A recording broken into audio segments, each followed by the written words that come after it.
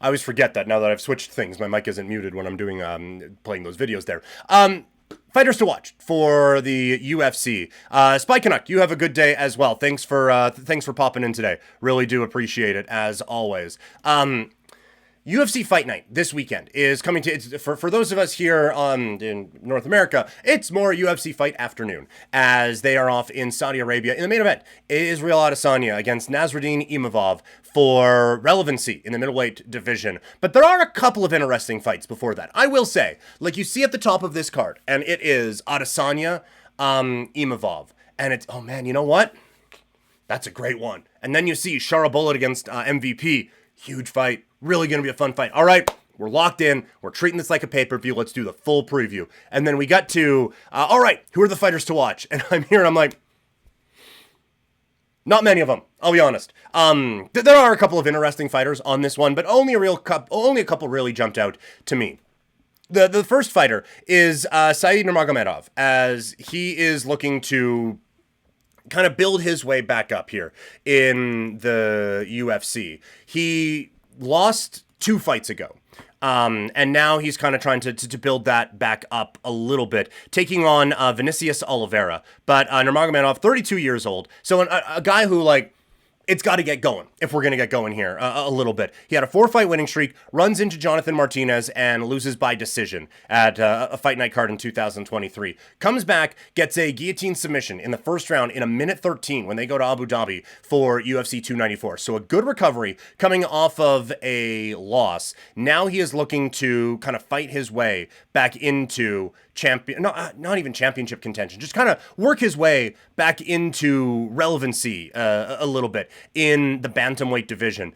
He's had a lot of fights that have been pulled out of. He last fought October 21st, 2023.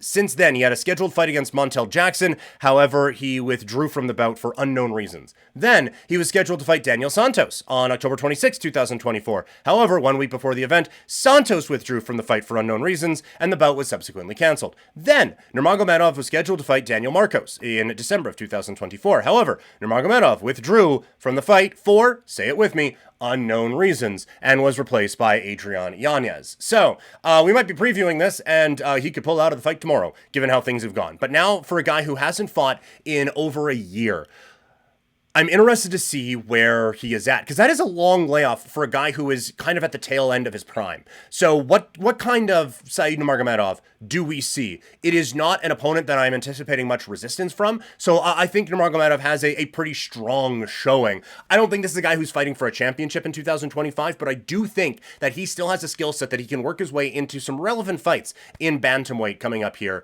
this year. The other fight that I really have my eye on is Jasmine Jasudavicius. She'll be taking on Mayra Bueno Silva in what I think, again, is a very intriguing fight on this card in the women's flyweight division. Jasudavicius, she's won 3 fights in a row. None of them have been super impressive or some would even categorized as entertaining. But she has gone out, she has got the job done. She's in the top 15 now, but she's looking for a big performance. On the other side, you have Bueno Silva, who is a former title challenger, but has lost 2 in a row and hasn't won a fight since February of 2023.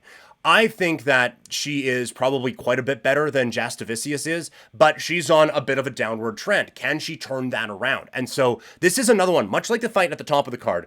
Not the same big names involved, but this is one where the winner comes out of this with a relevancy that we were maybe wondering if they would still have, while the loser has some real questions to ask about, can that next step really be taken at this point in their career? So I think that this is a very important fight for both fighters, as they are both looking for a really, really strong performance to kind of get that buzz going once again in the women's division there in flyweight. So that one's on the prelim card too. So a pretty big fight early on in the afternoon for those of us watching on UFC Fight Night. So that is, those are the fighters to watch coming out of UFC Fight Night. We will have a bit of a preview for this card coming up on Thursday's stream.